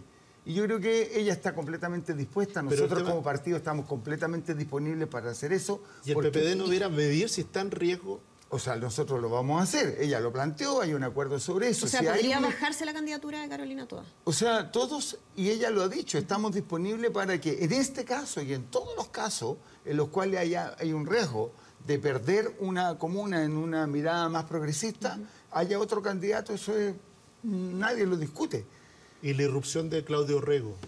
Es que eso yo creo que es un refrito, ese es un refrito de la segunda, en el cual nadie dijo, alguien dijo, mira, y ¿por qué no se le ocurre que sea Claudio Rego? Claudio Rego no tiene ninguna intención de eso. No, está claro, Claudio él está como Rego intendente, es te hace candidato a ser Formalmente no hay intendente, nada. ¿Pero podría ser una buena fundamentalmente. carta, su opinión? Es que yo creo que no es el momento de eso. Si vamos a hacer entonces una encuesta, los partidos dirán quién tienen O el para esa PPD encuesta. O el PP tiene un recambio interno para... Nosotros no Carolina hemos Toa. discutido eso, de aquí a un par de semanas, si hay otros candidatos, los mediremos para ver si que haya factibilidad, que efectivamente haya o la Carolina o alguien distinto, pero nosotros tenemos la convicción de que lo que ha ocurrido en Santiago, de la gestión que ella ha hecho, de la manera en que ella se ha vinculado con la comunidad, no tiene Gonzalo, probablemente y problemas de electividad. Cambia mucho el escenario en relación a lo que se está discutiendo en Chile Vamos, de la posible candidatura también de Cecilia Pérez para ir a las municipales. O sea, yo creo que Chile Vamos tiene que resolver su problema. Pero eso cambia el escenario también al interior de lo que podría ser O sea, una si ellos candidatura de tienen un Carolina Toa. candidato que sea posible de medir en una encuesta, una vez que lo definen, será ese el candidato que tendremos que medir en la encuesta. Chile Vamos resolverá sus temas desde el punto de vista de lo que ellos consideran el mejor candidato. Francisco Villar. 2, 3 reflexiones y preguntas a nuestro invitado, que además tengo que irme a votar por él más ratito. ¿Ah? Oye, primero yo creo que en el caso SQM lo que corresponde al partido, y como tú vas a ser presidente a partir de hoy en la noche, es definitivamente pedirle perdón a la militancia, a los adherentes, a los simpatizantes y decir, sin duda, nos equivocamos. Porque no queda otra nomás. Y creo que además es lo que corresponde. Segundo, hay una crítica muy injusta del Pato Navia que lo vi ahí y hoy día en la mañana en el artículo tradicional de Carlos Peña en el Mercurio. Efectivamente, nuestro partido nació como un instrumento para evitar que Pinochet nos robara el plebiscito, con la ayuda de los cómplices pasivos, no para que robaran, sino que estaban apoyando a Pinochet. Segundo, este es un partido que tenía una evolución. Y de un partido instrumental hemos ido evolucionando hacia un partido con propuestas, con ideas, con doctrina. Y la mejor reflexión de eso es que hicimos un congreso ideológico en el 2012 y nos definimos 1, 2, 3, 4, 5. ¿Y eso, perdón, en qué cambia el cuestionamiento que hay respecto a lo de financiamiento del partido? Es una respuesta al cuestionamiento que se nos mide hoy día, 2016, como partido instrumental. Como nacimos. Nacimos por un propósito específico, que Pinochet no nos robara el plebiscito. Pero hoy día, 28 años después, somos un partido con identidad, con propuesta programática, que está en la nueva mayoría, que hemos respaldado al gobierno Bachelet hasta el cansancio. Entonces es injusto cuando se nos evalúa hoy día de acuerdo a cómo nacimos. Pero las preguntas a mi presidente es que, bueno... O sea, no vamos a contar los votos hoy día. Yo tengo que estar un listo dato ya. interno. Por lo menos que va a contar los votos. No lo conozco tanto, Gonzalo, somos amigos, pero lo que pasa es el siguiente, yo creo que este es uno de los momentos más difíciles del PP. Hoy. No solamente por la crisis del sistema de partido, sino que además en particular, yo creo que la renuncia de Pepe Out, el tema de SQM, o sea, a Gonzalo Navarrete le toca asumir como el presidente en el momento más complejo de los 28 años de existencia de nuestro partido. Y creo que es fundamental, y aquí viene la pregunta, ¿cuáles son las 2, 3, 4 ideas esenciales del nuevo presidente con respecto a los desafíos que tenemos? Yo tengo al menos 2 desafíos. Nos falta una mayor relación entre partido, bancada y gobierno. Esa es una de mis obsesiones. Y la segunda, que tenemos que aportar a la próxima candidatura presidencial de la nueva mayoría con definiciones programáticas. Entonces, ¿cuáles son los 3 desafíos que Gonzalo Navarrete asume hoy día en la noche? Gonzalo.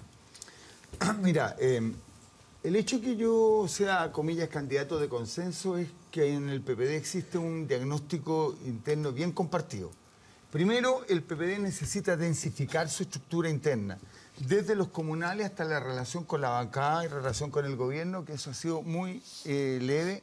Hay mucho proyecto individual y poco proyecto colectivo, y por lo tanto eso significa densificar la estructura partidaria, la capacidad de propuesta, la capacidad de trabajo interno, que es un área específica, incluyendo el tema del uso transparente y adecuado de los recursos.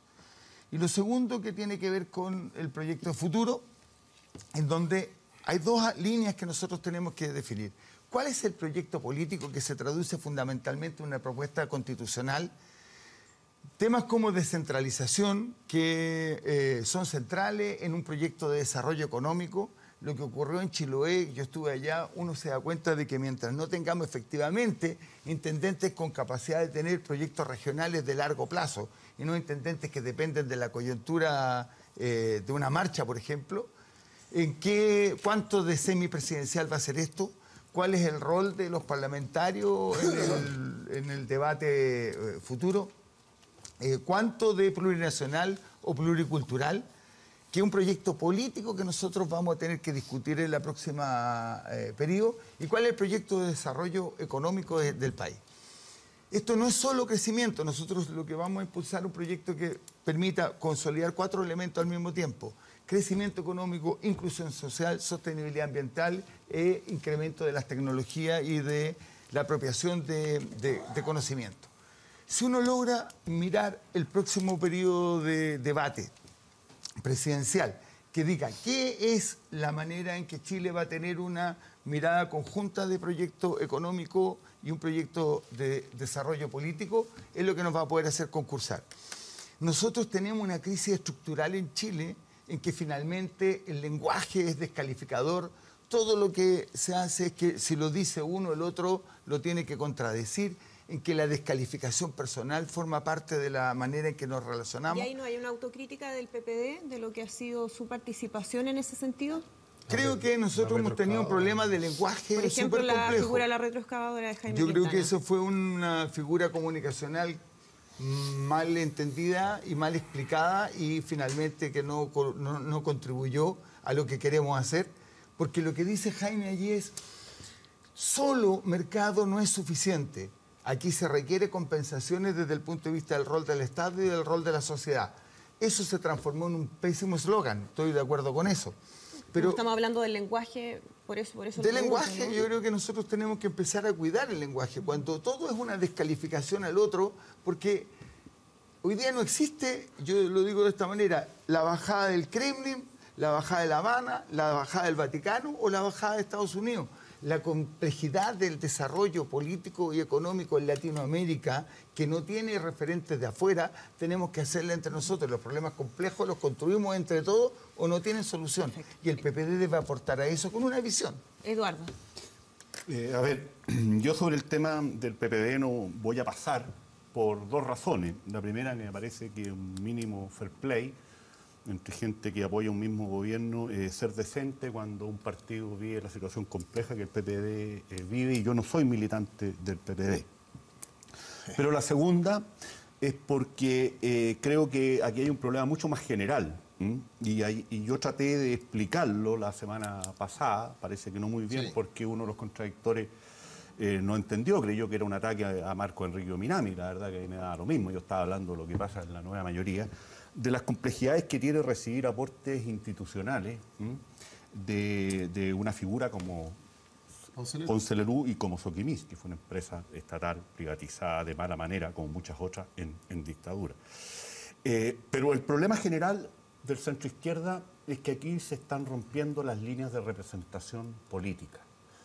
Y si de esto no se ve por parte de los partidos de la nueva mayoría, va a ser imposible recomponer el vínculo con la ciudadanía.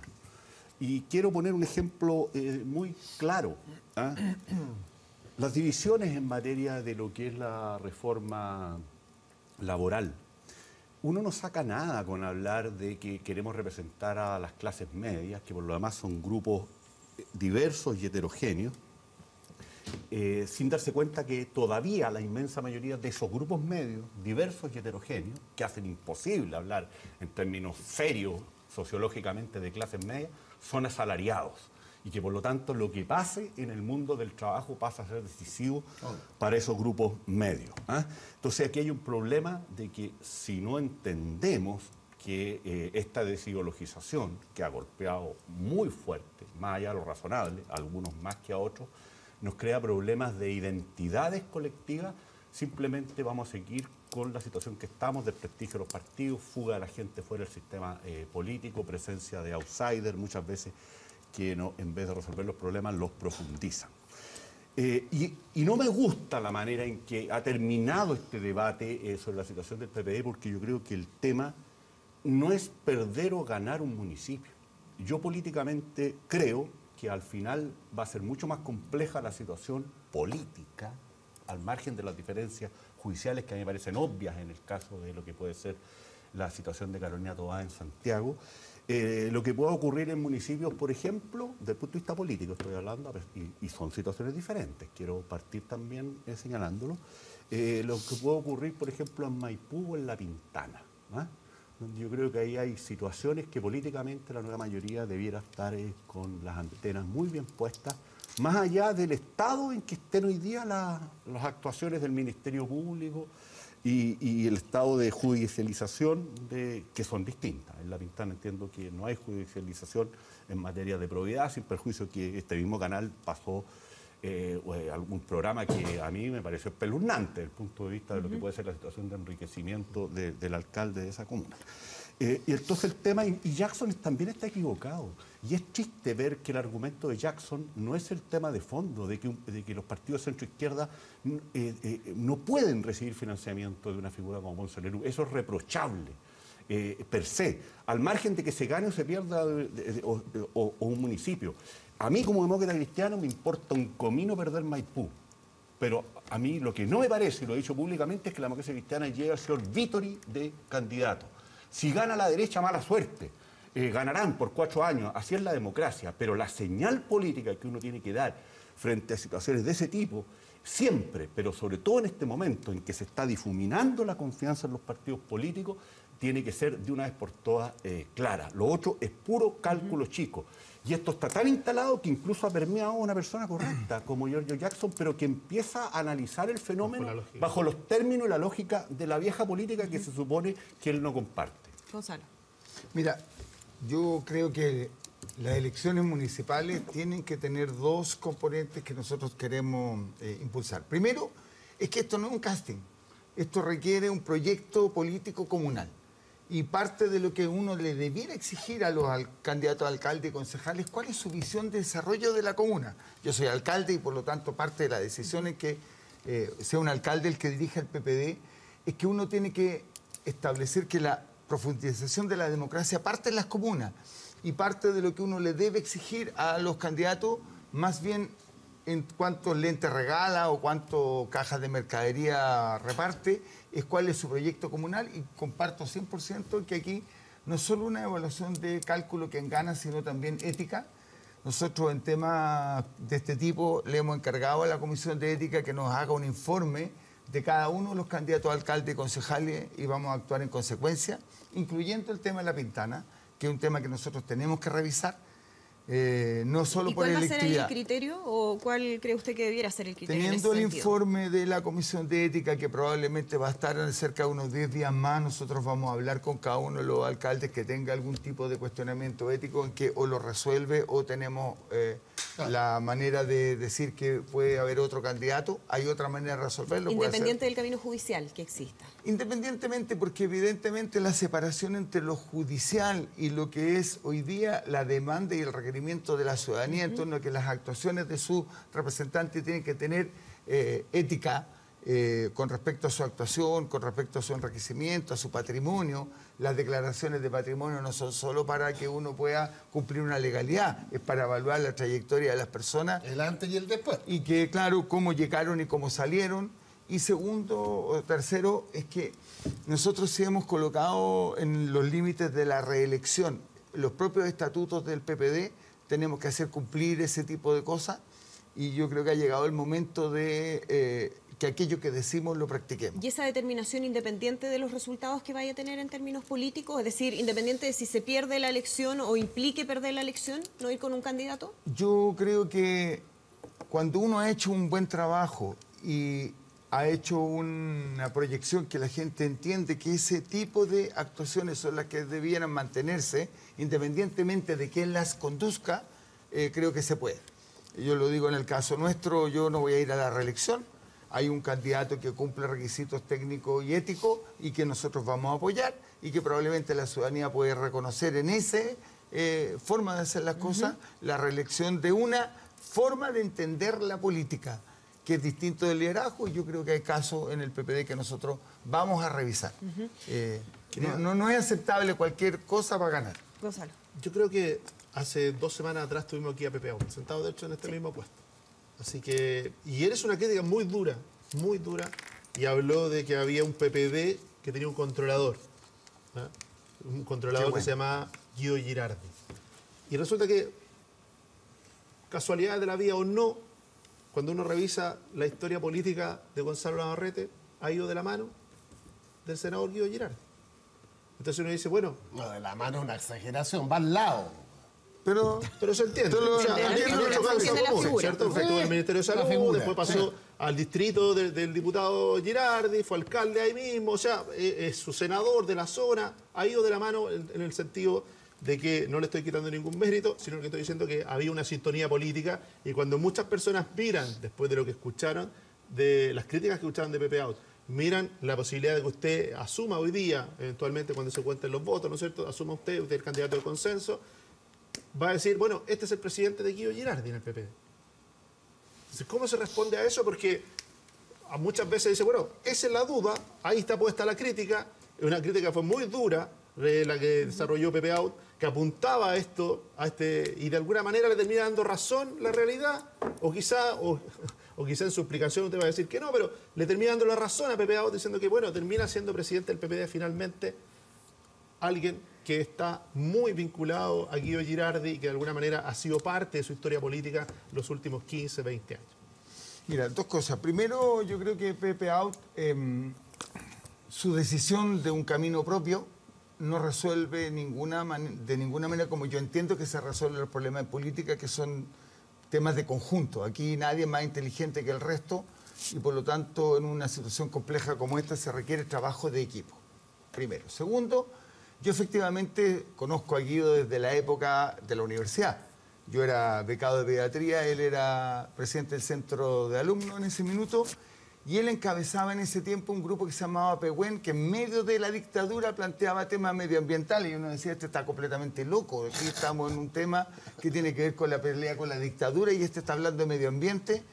Pero a poco andar uno entendió que allí había una propuesta que era más de futuro y yo lo que he compartido históricamente con Guido es su visión en torno a cuáles son los temas que la sociedad chilena debiera enfrentar y que empiezan a ser proyectos que son muy anticipatorios. Gonzalo, el tema es cómo se hace cargo de esos cuestionamientos que hay. Me voy a hacer cargo de eso. Y esa es mi sintonía con Guido.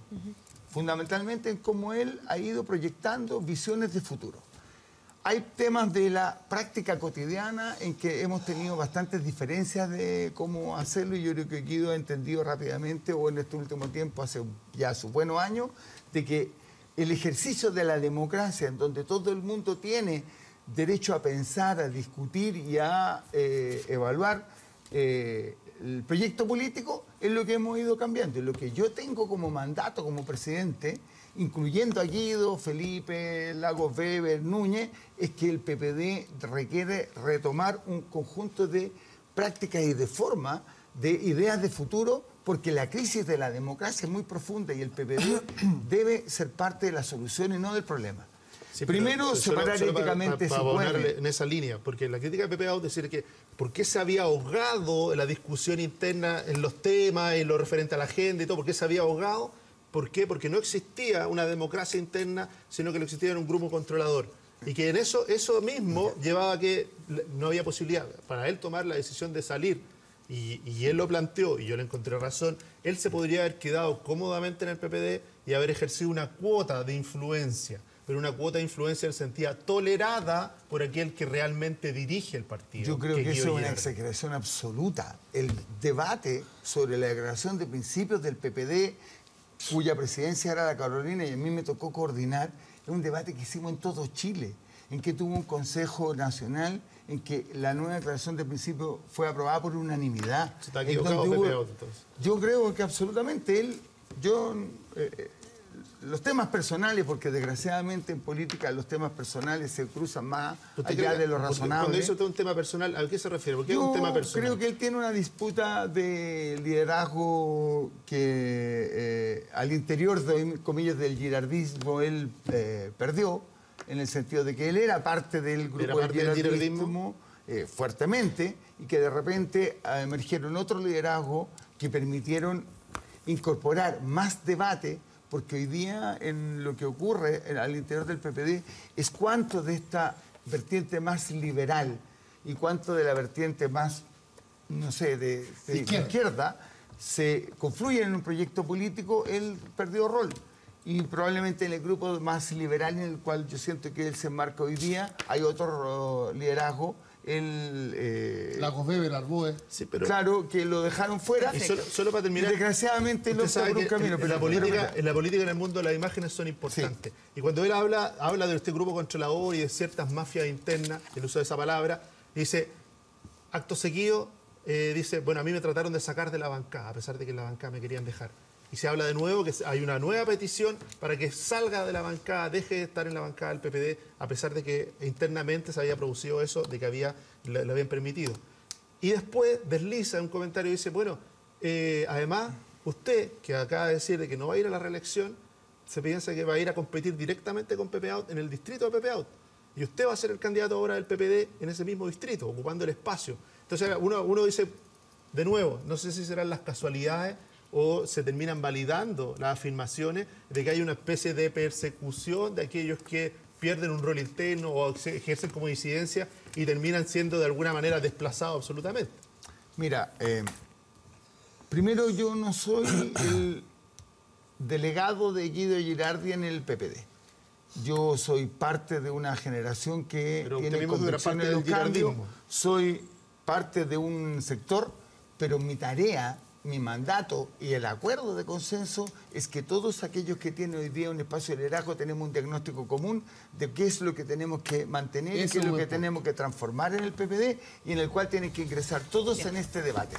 Y segundo, yo, para ser claro sobre lo que tú me planteas, para ir cerrando. Antes de, en noviembre, yo hablé con Pepe y le dije, Pepe, ¿te parecería que, dado la nueva distribución de los distritos, yo pudiera ir contigo porque allí creo que podemos sacar 2? Junto con él. Junto con él, yo se lo planteé en noviembre. Por lo tanto, esto no es un tema en contra de Pepe. Era junto con. Se elige dijo que veámoslo, discutámoslo y después saca su declaración más claro. Gonzalo, vamos a hacer pausa y volvemos de inmediato en Estado Nacional.